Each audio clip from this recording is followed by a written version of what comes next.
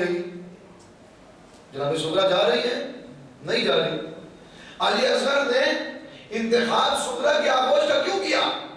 اصغر چاہتے، اصغر کو جانا تھا، کربلا میں جانا تھا، تو ماں رباب کی گود کا انتخاب کرتے، پھوپھی زینب کی گود کا انتخاب کرتے، بہن سکینہ کی گود کا انتخاب کرتے. آخر یہ صغرا کی آغوش کا انتخاب کیوں کیا جا رہا ہے؟ اصغر آواز دے کے یاد رکھو، اگر میں رباب، اما رباب کی آغوش کا انتخاب کرتا تو یہ تاریخ لکھنے والے لکھ دیتے چونکہ ماں جا رہی تھی لہذا چلا گیا، ماں جا رہی تھی لہذا چلا گیا. اگر سکینہ کی آغوش کا انتخاب کرتا تو تاریخ لکھنے والے یہ لکھ دیتے بہن جا رہی تھی لہذا 6 مہینے کا بچہ ساتھ میں چلا گیا. اگر میں پھوپھی زینب کی آغوش کا انتخاب کرتا تو کیا ہوتا؟ لوگ کہہ دیتے چونکہ پھوپھی جا رہی تھی، بچہ تھا، پھوپھی سے چمٹ گیا، پھوپھی سے لپٹ گیا لہذا چلا گیا. اصغر نے آواز دیا میں رہوں گا صغرا کی آغوش میں. امام معصوم آگے بڑھے گا، آگے بڑھ کے کہے گا اصغر آ جاؤ، اصغر آ جاؤ، اصغر کو بلائیں گے.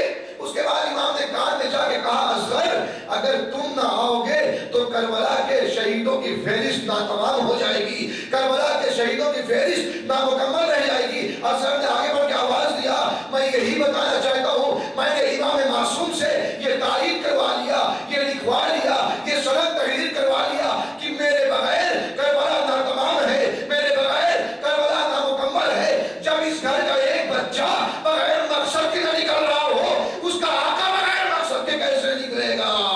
صلوات پڑھیں گے محمد وآل محمد پر.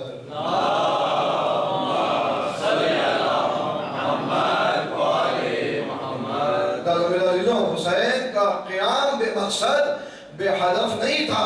اصغر نے بتایا جب 6 مہینے کا بچہ بغیر مقصد کے نہ نکل رہا ہو تو اس کا سردار، اس کا آقا امام معصوم بغیر مقصد کے کیسے نکلے گا؟ پھر آپ نے سنا کہ جناب علی اصغر نے جب امام حسین کا آواز استغاثہ بلند کیا اپنے آپ کو جھولے سے گرا دیا. ہم نے مسائل میں سنا ہے، لیکن کبھی سوچا ہے کہ جس اصغر کے اندر روز عاشورہ کتنی طاقت تھی؟ کیا آپ نے سنا ہے اما ترون کیف یتلظی؟ کیا تم امام حسین امام معصوم کا جملہ ہے، امام کیا فرما رہے ہیں؟ کیا تم دیکھ نہیں رہے ہو یہ کیسے اپنے منہ کو بند کرتا ہے اور کھولتا ہے؟ اتنی طاقت نہیں تھی جناب علی اصغر کے اندر. تو آخر یہ طاقت آئی کہاں سے؟ کیسی طاقت؟ جب جھولا بنایا جاتا ہے تو جھولے کے سائڈ پروٹیکشن بنائے جاتے ہیں. جھولا ایسے نہیں رہتا کہ ایسے رہے بچہ کی جیسے اس میں پروٹیکشن ہے. تو اسی طریقے سے جھولا میں گہوارے میں کم سے کم تھوڑی تھوڑی دیواریں بنائی جاتی ہیں تاکہ بچہ گر نہ سکے. پھر کیسے وہ طاقت آئی کہ جو اصغر لبوں کو کھولتا ہے، منہ کو کھولتا ہے اور بند کرتا ہے، جس کے اندر اتنی طاقت نہیں ہے، اس کے اندر یہ طاقت آئی کہاں سے کہ اصغر نے اپنے آپ کو بلند کیا اور جھولے سے گرا دیا؟ اصغر نے 6 مہینے کے بچے نے تمام دنیا کے نوجوانوں کو درس دے دیا. علی اصغر کی پوری زندگی آپ دیکھیں، 6 مہینے کی زندگی میں علی اصغر کی زندگی 2 لفظوں کے درمیان ہے، اضطراب اور اطمینان. بے چینی، مضطرب اور مطمئن. علی اصغر مضطرب کب ہوئے؟ جب امام نے آواز دیا حل من ناصر ینصرنا، علی اصغر کیا ہوئے؟ مضطرب ہوئے. علی اصغر کے اندر اضطراب پیدا ہوا، اور جب ہرملا کا تیر لگا اصغر کے اندر اطمینان پیدا ہوا، مطمئن ہوئے. بتانا کیا چاہتے ہیں؟ بتانا یہی چاہتے ہیں یاد رکھو جب تمہاری زندگی دین کے کام نہ آئے تو اپنے اندر اضطراب پیدا کرو، اور جب دین کے کام آ جاؤ تو مطمئن ہو جاؤ. اصغر نے یہ تمام نوجوانوں کو درس کیا. یاد رکھو اصغر نے پیغام دیا ہے کہ یاد رکھو نعرہ حیدری لگا لینا بڑا آسان ہے، نعرہ لگا کے مولائی بننا بڑا آسان ہے. اگر اصغر جیسے بننا ہے میدان عمل میں ہو تاکہ اصغر جیسے بن سکو. صلوات پڑھیں گے محمد وآل محمد.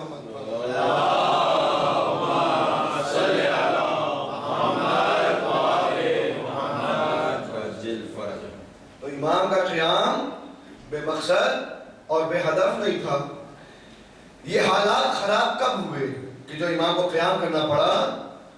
یہ حالات اس وقت سے خراب ہونا شروع ہوئے کہ جب پیغمبر نے 11 ہجری میں قلم و دوات مانگا اور کسی نے آ کے قلم و دوات نہ دیا اور یہ کہا اِنَّا هَذَا الرَّجُلُ لَيَحْجُرْنَا کہ یہ انسان، یہ شخص بخار کی وجہ سے ہذیان بک رہا ہے. یہ حالات کب سے خراب ہوئے کہ حسین کو ضرورت پڑی کہ قیام کرے. یہ حالات اس وقت خراب ہوئے اور خود ابن عباس جن کے ذریعے سے کتنی جو ہے وہ قرآن کی تفاسیر اور احادیث موجود ہیں، ابن عباس نے باقاعدہ مرثیہ پڑھا ہے. یوم الخمیس، یوم الخمیس یعنی جمعرات کا دن، مرثیہ پڑھتے تھے.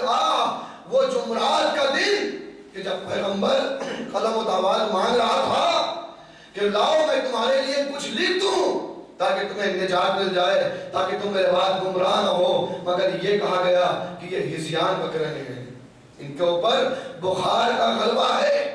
اور پھر پیغمبر نے غدیر میں انی تارکن فیکم الثقلین کہہ کے پیغمبر نے ساری چیز کا اعلان کر دیا تھا، من کنت مولا کا بھی اعلان کر دیا تھا.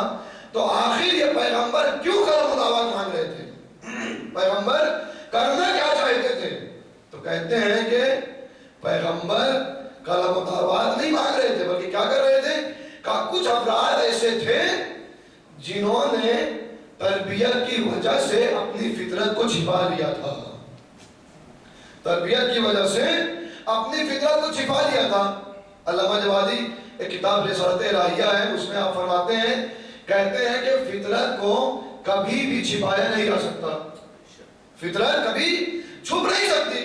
کہا ہو سکتا ہے کہ تربیت کی وجہ سے حالات کو دیکھتے ہوئے کچھ دن کے لیے تربیت کا مکھوٹا اوڑھ لے، لیکن جیسے ہی موقع ملے گا فطرت ظاہر ہو جائے گی، فطرت اپنا کام کرنا شروع کر دے گی. مثال دیتا ہوں آپ کے سامنے. آپ رہتے ہیں ساتھ میں، نیا نیا آدمی آپ کے پاس آیا، بظاہر آپ کو لگا بڑا شریف ہے، لیکن جب آپ نے اس کے ساتھ معاملات کرنا شروع کیا، جب آپ نے دوستی کیا، بہت کلوز ہونا شروع ہوئے، تب پتہ چلا کہ کچھ اور تھا ہے کچھ اور. آپ کے اوپر کیا بولوں، میں اپنے لیے مثال دیتا ہوں، یا تمام جتنے بھی جب نیا نیا پیش امام آتا ہے جماعت میں تو کیا ہوتا ہے؟ لوگ سمجھتے بہت فائدے کا مولانا ہے، بہت شریف مولانا ہے، بہت اخلاق والے مولانا ہے، لیکن جہاں بھی آپ کی غلطیوں پر متوجہ کرنا شروع کیا، اب وہی مولانا جو ہے وہ خراب ہو گئے، اور وہی عالم جو ہے وہ خراب ہو گیا. کیوں؟ اس لیے کہ اس نے غلطی پر متوجہ کرنا شروع کر دیا. اور یہ عالم کے لیے نہیں، روایت میں امام زمانے کے لیے بھی یہی ہوگا. امام زمان آج کہتے ہیں نا آ جائیے، کہتے ہیں جب امام آئیں گے سب پہنچیں گے بلانے والے، اور جب وہاں پہنچیں گے امام کے ساتھ رہنا شروع کریں گے، پھر امام جب کہنے لگیں گے یہ غلط کر رہے ہو، یہ غلط کر رہے ہو، یہ غلط کر رہے ہو، کہ وہی لوگ جو اجر کہتے تھے وہ امام کو چھوڑتے ہوئے نظر آئیں گے، امام کو چھوڑ کے بھاگتے نظر آئیں گے. لہٰذا میرے عزیزو، فطرت کبھی بدلتی نہیں ہے، فطرت کو کبھی دبایا نہیں جا سکتا. تربیت کبھی کبھی جو ہے وہ تربیت جو ہے وہ فطرت کو کچھ دن کے لیے چھپا لیتی ہے، لیکن جب بھی موقع ملتا ہے کیا ہوتا ہے؟ فطرت جو ہے فوراً سامنے آتی ہے. علامہ جوادی نے مثال دیا اسی کتاب میں، کہا کہ ایک شخص بادشاہ کے یہاں پہنچا اور بادشاہ کے دربار میں دیکھا 2 بلیاں، اور دونوں بلیاں جو ہے وہ اپنے اپنے ہاتھوں میں شمع لیے کھڑی ہیں، چراغ لیے بادشاہ کے دربار میں کھڑی ہیں. کون؟ بلیاں. جبکہ بلیوں کا جو ہے وہ فطرت کیا ہے؟ بلیوں کی فطرت یہ نہیں ہے. پھر شمع لیے کیوں کھڑی ہیں؟ کہا کسی نے ان کی تربیت کیا ہے، اس کام کے لیے تربیت کیا، لہٰذا وہ شمع لیے کھڑی ہے. جس نے تربیت کیا تھا، جو مربی تھا، اس نے کہا کہ میں نے ان کی تربیت کیا ہے، اور اس کا چیلنج تھا، کہا کہ فطرت کو تربیت سے بدلا جا سکتا ہے. اس کا چیلنج تھا کہ تربیت کے ذریعے فطرت کو دبایا جا سکتا ہے. وزیر نے کہا نہیں، فطرت کے ذریعے، تربیت کے ذریعے آپ فطرت کو دبا نہیں سکتے. یہ مکھوٹا اوڑھ لیتی ہیں تربیت کا، لیکن بعد میں ظاہر ہو جاتی ہیں. جب وزیر نے یہ چیلنج کیا تو بادشاہ نے کہا کہ پروف کرو، دلیل لاؤ. وزیر نے کہا کہ ہمیں 2 دن کا وقت دو. وزیر 2 دن بعد آیا، کیا دیکھا؟ وہ بلیاں شمع لیے کھڑی ہوئی ہیں، اسی طریقے سے شمع لیے کھڑی ہیں. وزیر نے اپنے تھیلے سے کچھ چوہوں کو نکالا، اور چوہوں کو نکال کے جیسے ہی سامنے پھینکا، بلیوں نے شمع پھینکا اور چوہوں پہ حملہ کیا.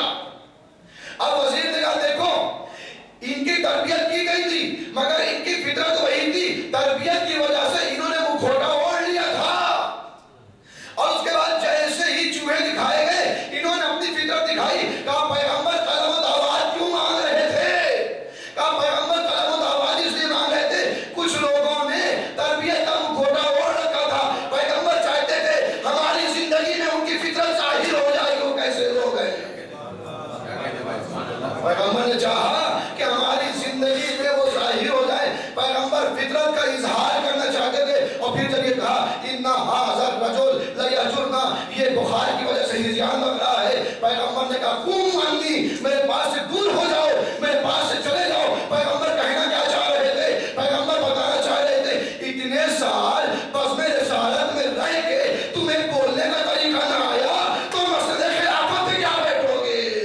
صلوات پڑھیں گے محمد وآل محمد۔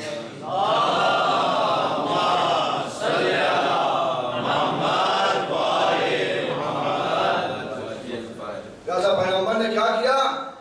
پیغمبر اس چہرے سے نقاب اتارنا چاہتے تو یہی ہوا۔ قیام کیوں کیا امام حسین علیہ السلام نے؟ کہ جب یہ حالات ہوئے اس کے بعد پیغمبر کو کیا کہا گیا؟ قلم آواز نہ دیا گیا، کہا گیا کہ ان پر بخار کا غلبہ ہے۔ اور پھر پیغمبر کی وفات ہوئی، وفات کے بعد کسی نے کسی ایک کی بیعت کر لیا، اور پھر اس کی بیعت دیکھ کے لوگوں نے بھی جا کے اس کی بیعت کر لیا۔ لیکن جب 2.25 سال کے بعد پہلی خلافت ختم ہوئی، دوسری خلافت آئی۔ دوسری خلافت کے لیے پہلے والے نے وصیت کر دیا، تاریخ پڑھ رہا ہوں آپ کے سامنے۔ دوسرے والے، پہلی خلافت کس سے بنی؟ بیعت سے بنی۔ دوسری خلافت کس سے بنی؟ بیعت سے نہیں، وصیت قانون بدل رہا ہے۔ دوسری خلافت وصیت سے بنی، وصیت کیا۔ تیسری خلافت، جب دوسری خلافت 10 سال یا 10.5 سال جب گزر گیا، دوسری خلافت ختم ہوئی، تیسری خلافت کے لیے اپنا بیعت نہ وصیت، کیا ہوا؟ شورا بنائی گئی، کمیٹی بنائی گئی۔ اور جو کمیٹی بنی، میں نے عرض کیا تھا 6 لوگوں کی کمیٹی بنی، اس میں مولا علی بھی تھے۔ مولا علی سے کہا گیا کہ جو ہے وہ آپ کو جو ہے قرآن، سنت رسول اور سنت شیخین پہ عمل کرنا ہوگا۔ مولا علی نے فرمایا کہ قرآن اور سنت رسول پہ عمل کرنا ہماری ذمہ داری ہے، سنت شیخین سے ہمارا کوئی واسطہ نہیں ہے۔ کیا کیا؟ ان کو بھی ریجیکٹ کر دیا کہ نہیں، آپ جو ہے اس شرائط پہ نہیں اتر رہے ہو، لہذا آپ کو نہیں بننے دیں گے۔ کہا کیا گیا؟ جب یہ ان لوگوں نے رسول کی وفات کے بعد سقیفہ میں جب میٹنگ ہونا شروع ہوئی خلافت کے لیے، تو کسی نے اعتراض کیا، کیا جلدی تھی خلیفہ بنانے کی؟ پیغمبر کی نماز جنازہ پڑھ لیتے، دفن کر دیتے۔ کتنا وقت لگا تھا؟ کہا تاریخ نے لکھا کہ 2 سے 3 گھنٹے۔ کہا اتنی دیر میں تو کوئی حادثہ نہ ہو جاتا، کوئی آفت نہ آ جاتی؟ کہا نہیں، اتنی دیر تک 3 گھنٹے مدینہ یا اسلام بغیر حاکم کے رہتا، اتنی دیر تک بغیر حاکم کے رہتا۔ تو جب یہ شورا بنی، مولا نے انکار کیا۔ پھر تیسری خلافت جو ختم ہوئی ہے، ابھی میں اپنے جہاں سے میں نے چھوڑا ہے وہاں پہ میں آؤں گا واپس۔ تیسری خلافت جب ختم ہوئی ہے 18 ذی الحجہ کو، مولا علی بنے ہیں 25 ذی الحجہ کو، مولا علی بنے 25 ذی الحجہ کو، تیسری خلافت ختم ہوئی 18 ذی الحجہ کو۔ 7 دن، 1 ہفتہ پورا مدینہ بغیر خلیفہ کے رہا ہے، مگر کسی بھی خیانت کار مورخ نے بھی نہیں لکھا کہ ان 7 دنوں میں مدینہ میں کوئی حادثہ ہوا ہو، ان 7 دنوں میں مدینہ میں کوئی پرابلم ہوئی ہو، کوئی واقعہ ہوا ہو، کوئی حادثہ ہوا ہو، کچھ ہوا ہو۔ اس کا مطلب یہ ہے 7 دن تک مدینہ بغیر خلیفے کے رہ سکتا ہے، 7 دن تک بغیر خلیفہ کے رہ سکتا ہے۔ مگر نہ جانے کیسے مسلمان تھے، پھر پیغمبر کی نماز جنازہ کا بھی انتظار نہ کیا اور خلیفہ بنانے چلے گئے۔ تو میں نے عرض کیا 6 لوگوں کی کمیٹی بنائی، پہلی بیعت سے، دوسری وصیت سے، تیسری کے لیے شورا بنائی گئی، تیسری کے لیے کمیٹی بنائی گئی۔ میرے عزیزوں، اس کا مطلب یہ اب تو امت کو اختیار ہے، اب تو امت سمجھے کہ جو خلافت 3 قدم چل کے لڑکھڑا جائے وہ خلافت کچھ اور کوئی اور خلافت ہوتی ہے، مگر وہ خلافت حقیقی خلافت ہے جس کا پہلا بھی وہی ہو، دوسرا بھی وہی ہو، تیسرا بھی وہی ہو، چوتھا بھی وہی ہو، 5واں بھی وہی ہو، یہاں تک کہ پیغمبر نے خود فرمایا ہم سب کے سب محمد ہیں، کہ پہلا بھی وہی صحیح ہے، دوسرا بھی پہلے جیسا، تیسرا بھی دوسرے جیسا، چوتھا بھی تیسرے جیسا۔ یہ خلافت لڑکھڑانے والی خلافت نہیں ہے، کوئی فرق نہیں، جو پہلے کا کردار وہی دوسرے کا کردار۔ مولا علی سے آگے کسی نے پوچھا، یا علی یہ بتائیے جو یہ کہا گیا سب کے سب محمد ہیں، سب کے سب علی ہیں، سب کے سب حسن ہیں، تو بجائے یہ کہنے کے کہ سب کے سب محمد ہیں، اولنا محمد، اوسطنا محمد، آخرنا محمد، کلنا محمد، یہ کہنے کے بجائے یہ کہہ دیا جاتا اولنا علی، اوسطنا علی، آخرنا علی، کلنا علی، ہم سب کے سب علی ہیں۔ علی نے آواز دی، یاد رکھو جب امت سے غدیر کا ایک علی برداشت نہیں ہوا تو 12 علی کیسے برداشت ہوتے ہیں؟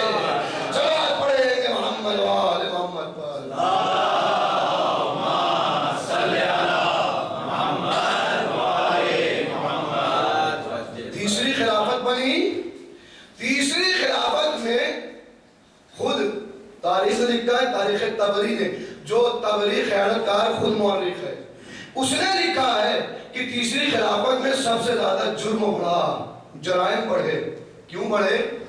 کہا تیسرے خلیفہ نے خود اعلان کیا کہ جب ہمیں ضرورت ہوتی تھی اپنے گھر کے لیے ہم بیت المال سے نکال لیا کرتے تھے، ہم بیت المال سے نکالے۔ طبری نے لکھا کہ تیسرے خلیفہ خود دعویٰ تھا کہ ہم بیت المال سے اپنی ضرورتیں پورا کرتے تھے۔ یاد رکھو، جس ملک کی حکومت میں بیت المال سے نکال کے اخراجات پورے کیے جا رہے ہوں، ان کا کہیں نہ کہیں شجر نسب جا کے ان خلفاء جو خیانتکار خلفاء تھے، جو بیت المال سے اپنی ضرورتیں پورا کیا کرتے تھے، وہاں سے ملتا ہے۔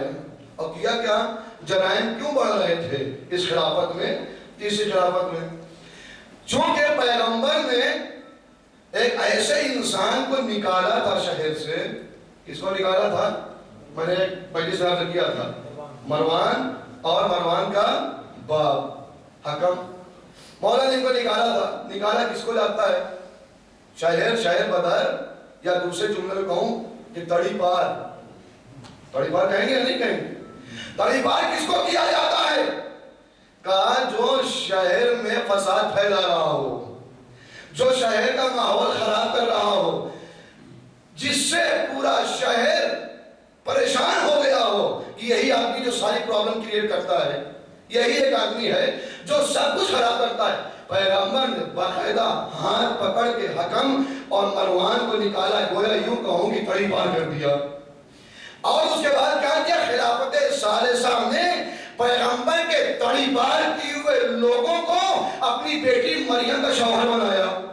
عثمان کی بیٹی مریم، جس کا شوہر کون؟ مروان ابن حکم۔ کہا جب یہ آیا تو جرائم اور بڑھے۔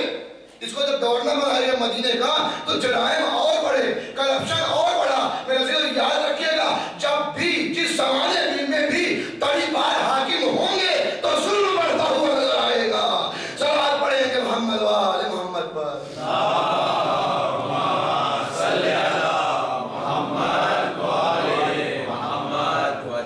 اور جب پہلا خلیفہ بنا، اس نے اپنے آپ کو کیا کہلوایا؟ خلیفۃ رسول اللہ، رسول اللہ کا خلیفہ۔ دوسرے صاحب جب بنے، انہوں نے کیا کہا؟ کہا خلیفۃ رسول اللہ، رسول اللہ کے خلیفہ کا خلیفہ۔ پہلے نے کیا کہا؟ خلیفۃ رسول اللہ۔ دوسرے نے کہا خلیفۃ رسول اللہ، رسول کے خلیفہ کا خلیفہ۔ تو تیسرے کو کیا کہنا چاہیے تھا؟ خلیفۃ رسول اللہ، رسول اللہ کے خلیفہ کے خلیفہ کے خلیفہ۔ لیکن تیسرے نے کیا کہا؟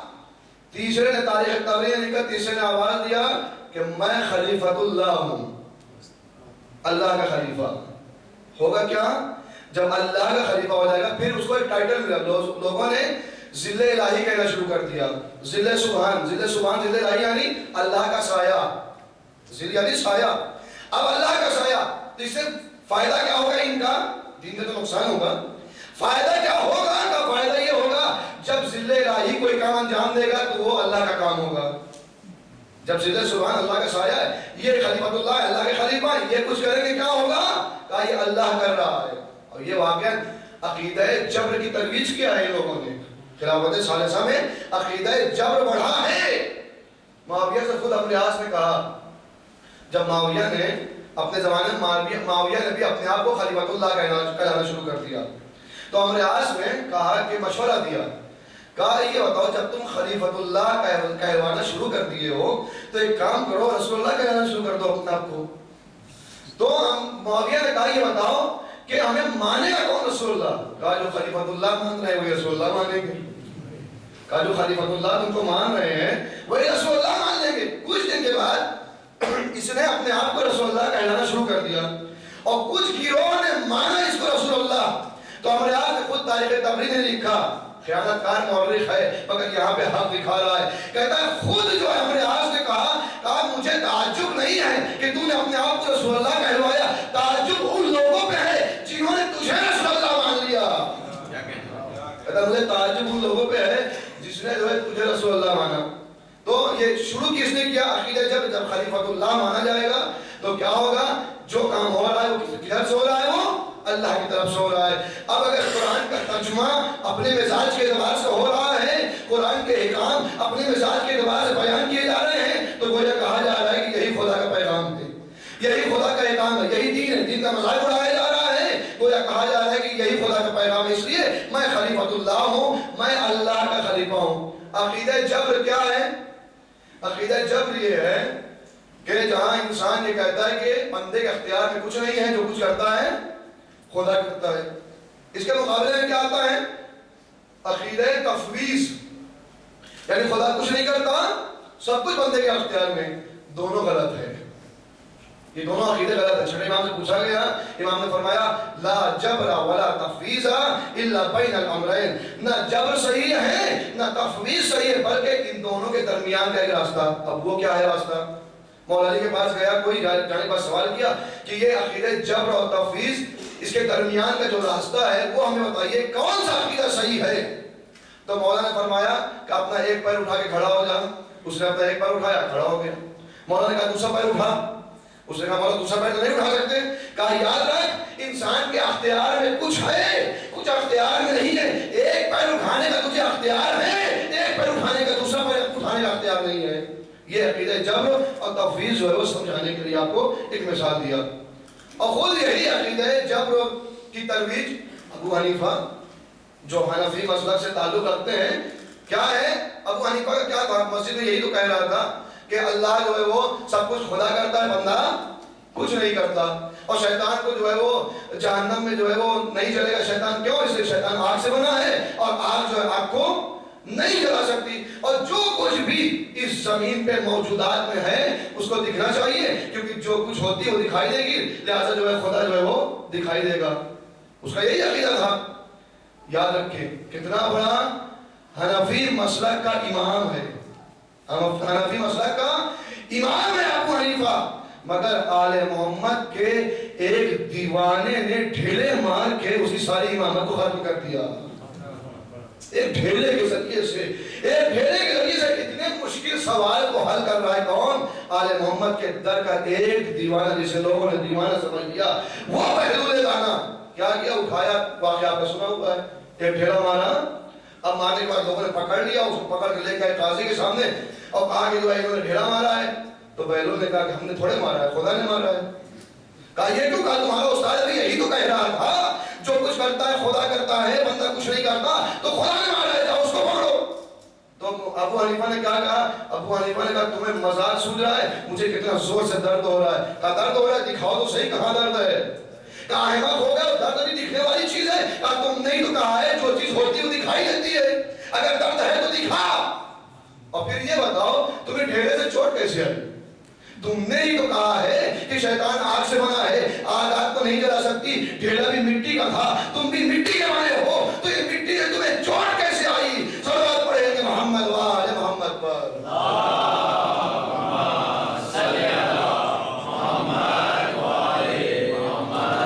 لہذا عقیدہ جبر کی ترویج کی جا رہی تھی، عقیدہ جبر کو بڑھایا جا رہا تھا۔ ہوا کیا؟ کس نے؟ خلافت ثالثہ نے ایجاد کیا، معاویہ کے ذریعے سے یزید تک یہ عقیدہ جبر آیا، اور جیسے ہی عقیدہ جبر ترویج ہو رہی تھی، سید سجاد پہنچے ہیں، ہاتھوں میں ہتھکڑیاں ہیں، پیروں میں بیڑیاں ہیں، دربار یزید میں پہنچے۔ دربار یزید میں جب پہنچے، کہا نام کیا ہے؟ کہا علی۔ اب یزید نے کیا جملہ کہا؟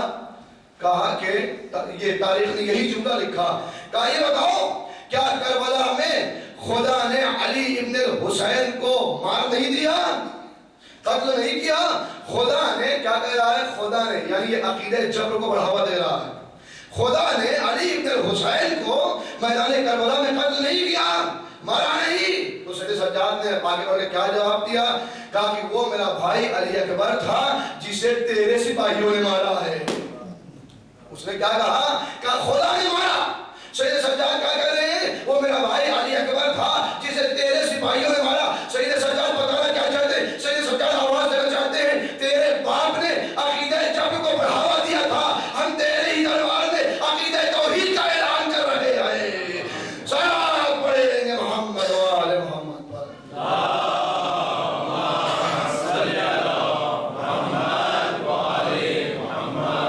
لہذا میرے عزیزو ہوا کیا کہ ان خلافتوں نے 25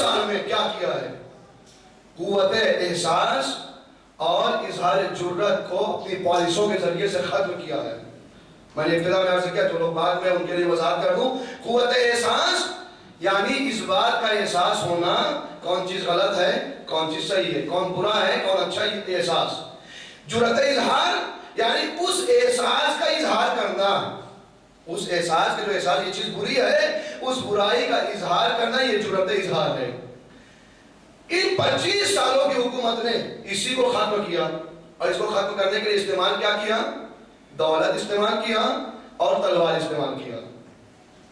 دولت کو استعمال کیا کس لیے؟ قوت احساس کو ختم کرنے کے لیے. کسی کے اندر قوت احساس نہ ہونے پر کیا کیا؟ لوگوں کو خریدنا شروع کیا. اور اس کے بعد بھی اگر نہ بکے تو ٹھیک، نہ بکے تو کیا کرنا؟ جرت اظہار جو کرنا چاہتے ہیں ان کو تلوار کا خوف دلانا، ان کو تلوار سے ڈرانا. 25 سال تک یہی ہوا ہے. 25 سال نہیں، گویا مولا کائنات کا 5 سال یا 7 سال 9 مہینے کا زمانہ بیچ میں اسکپ کرنے کے بعد 11 ہجری سے لے کے سن 61 ہجری تک یہی ہوا. کیا؟ تلوار کا خوف دلایا گیا اور دولت کے دہانے کھول دیے گئے، دولت کا منہ کھول دیا. کیوں؟ لوگوں کو خریدنے کے لیے. میں نے کسی مجلس میں کہا تھا کہ یاد رکھو بکنا جو ہے بری بات نہیں ہے. بکو، بکنا میں بھی پروف کروں گا، بکنا بری بات نہیں ہے. بکنا بری بات نہیں ہے اسلام میں، بکو، مگر یہ دیکھو قیمت لگانے والا کون ہے، مگر یہ دیکھو قیمت لگانے والا کون ہے. اگر بکنا بری بات ہوتی تو کائنات کا امیر شب ہجرت اپنے نفس کو نہ بیچتا، کائنات کا امیر شب ہجرت اپنے نفس کو نہ بیچتا. لیکن علی نے دیکھا کہ خریدار کون ہے. جب بندہ بندے کو خریدے گا تو آپ کو اپنی قیمت نہیں ملے گی، قیمت کم ملے گی. ایک صاحب نے الیکشن کا ٹائم تھا اور الیکشن کے ٹائم پہ 500 روپے میں ووٹ خریدنا شروع کیا. آئے لوگوں کے پاس 500 روپے دیں گے ہمیں ووٹ دو، 500 روپے دیں گے ہمیں ووٹ دو. سب تیار ہوئے. ایک شخص نے کہا کہ 500 روپے لے کے ووٹ تو دے دیں گے، ہمارا کیا فائدہ ہوگا؟ تو اس نے ان نیتا جی سے کہا کہ یہ بتائیے ہمارا کیا فائدہ ہوگا؟ کہا پھر کیا کریں؟ کہا کہ کام کرو، ہم آپ کو ووٹ دیں گے، آپ ہم کو ایک گدھا جو ہے خرید کے دے دو. اس سے کیا ہوگا؟ ہم کاج کریں گے، بعد میں ہم اپنا بزنس کر لیں گے، ہمارا فائدہ ہوگا. کہا بات تمہاری مناسب لگتی ہے. بجائے 500 کے انہوں نے 1000 نکالا اور اپنے جو چیزیں وغیرہ تھے ان کو دیا. ٹائم کو ایک گدھا لا کے دے دو. خریدنے کے بازار میں پوچھا گدھا کتنے کا ہے؟ کہا 25,000 کا. گدھا کتنے کا؟ کہا 25,000 کا. واپس لوٹ کے آئے اور آگے نیتا جی سے کہا گدھا تو 25,000 کا ہے. تو کہا کہ ٹھیک ہے 25,000 کا ہے تو ہمیں ان کی ووٹ نہیں چاہیے، ہمیں آپ کی ووٹ نہیں چاہیے. انہوں نے کہا کہ کیوں ووٹ نہیں چاہیے؟ کہا اس لیے کہ گدھا بہت مہنگا ہے، جس کو تم نے مطالبہ کیا ہے وہ بہت مہنگا ہے. اس نے کہا ذرا اب تو عقل کے ناخون لیجئے، آپ 500 ووٹ 500 روپے میں آپ آدمیوں کو خرید رہے ہیں جبکہ 25,000 کا گدھا نہیں مل رہا ہے، جبکہ 25,000 کا گدھا نہیں مل رہا ہے. یاد رکھیے قیمت لگانے والا اگر خدا ہے تو اپنے نفس کو بیچنا، اپنے آپ کو بیچنا یہ اچھی بات ہے. لیکن یاد رکھیے جب ایک بندہ ایک بندے کی قیمت لگائے گا تو انسان کی قیمت نہیں ملے گی. سوال پڑھیں گے محمد وآل محمد پر.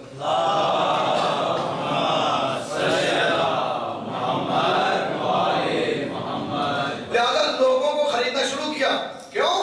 ان کا قوت احساس ختم ہو اور جرأت اظہار ختم ہو. اس کے لیے کیا کیا گیا؟ دولت کے دہانے کو کھولا گیا اور تلوار کو دکھایا گیا کہ اگر جو ہے وہ ان کے اندر قوت احساس ہو نہ بھی کہ انہیں تلوار دکھانا اور تلوار دکھا کے ان کے جرأت اظہار کو دبانا، ان کے جرأت اظہار کو ختم کرنا. پیغمبر نے جاتے جاتے کیا دیا تھا؟ انی تارکن فیکم الثقلین کتاب اللہ و عترۃ اہل بیتی. پیغمبر نے کیا دیا تھا؟ قرآن دیا تھا. کیا کیا؟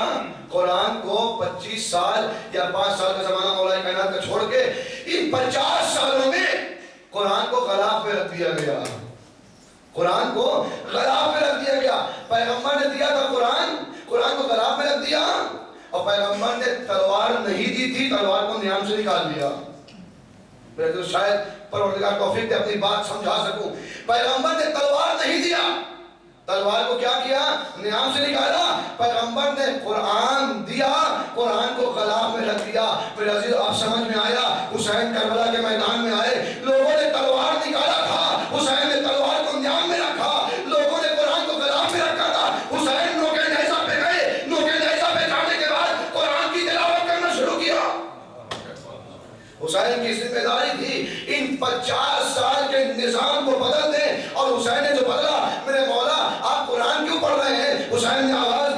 جس کا نواسا نوک نیزہ پہ سر کٹا کے قرآن کی تلاوت کر رہا ہو، بھلا اس کا نانا ایک بخار کی وجہ سے ہی زیان بچے گا؟ صلوات پڑھیں گے محمد وآل محمد۔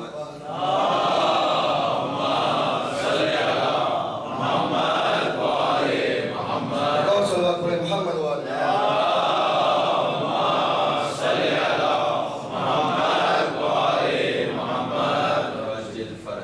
میرا عزیز و حسین نے نوک نیزہ پہ تلاوت کیا، آواز دیا، اصحاب کہف غار میں سو کے آج تک زندہ ہیں۔ حسین ابن علی سر کٹا کے نوک نیزہ پہ تلاوت کر کے بتائے گا کہ تلاوت کرنے والا جو سر کٹا کے بھی زندہ ہے۔ بس عزیزوں، حسین علیہ السلام کا قیام اسی مقصد کے لیے تھا، وگرنہ یہ حکومتیں دین کو مذاق بنا کے رکھ دیتی، آیات قرآنی کو بکھیر دیا جاتا، آیتوں کا مذاق اڑایا جاتا۔ حسین ابن علی نے خدا کے لیے اپنی قربانی کو پیش کیا۔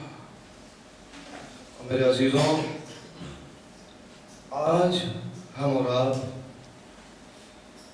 اس حسین مظلوم کا سیو منانے کے لیے بیٹھے ہیں جس کا سیوم کربلا میں اس کی بہن، اس کا بیٹا، اس کی بیٹی نہ منا سکے۔ آپ بڑے خوش نصیب ہیں کہ آج آپ کریا کر رہے ہیں، آپ پر کوئی پابندی نہیں ہے۔ ہمارا جب دنیا سے کوئی رخصت ہوتا ہے ہم جی بھر کے روتے ہیں، لوگ آتے ہیں آنے کے بعد پرسہ دیتے ہیں، لوگ آتے ہیں لپٹاتے ہیں، تسلی دیتے ہیں۔ کربلا میں زینب نے سارے شہید کے ورثہ کو پرسہ دیا ہے، مگر تاریخ نے لکھا کہ جب زینب کا حسین مارا گیا تو زینب کو کوئی پرسہ دینے والا نہ تھا۔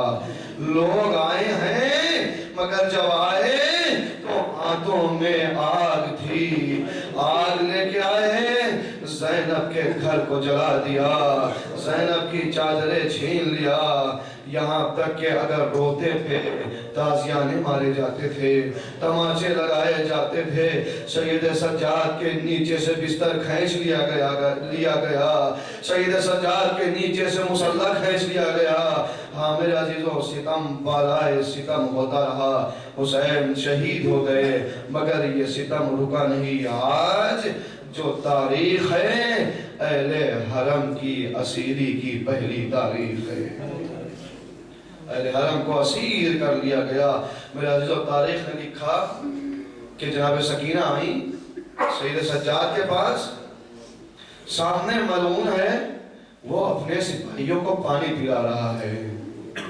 جناب سکینہ نے سید سجاد سے کہا کہ بھیا کیا میں اس سے پانی مانگوں، اس سے مطالبہ کروں؟ میرے عزیزوں، کسی انسان کے اوپر اگر پیاس کا غلبہ ہو تو وہ انسان کسی سے اجازت طلب نہیں کرتا، وہ انسان کسی سے اجازت نہیں مانگتا، مگر یہ آل محمد کے گھرانے کے بچے ہیں، اس عالم میں بھی آئی ہیں سید سجاد کے پاس، اے بھیا کیا میں اسے پانی مانگوں؟ سید سجاد نے کہا ہاں ٹھیک ہے سکینہ، پانی مانگ لو، تاکہ ایسا نہ ہو کہ روز محشر یہ کہہ دیں کہ انہوں نے ہم سے پانی مانگا ہی نہیں۔ اپنی حجت تمام کرو۔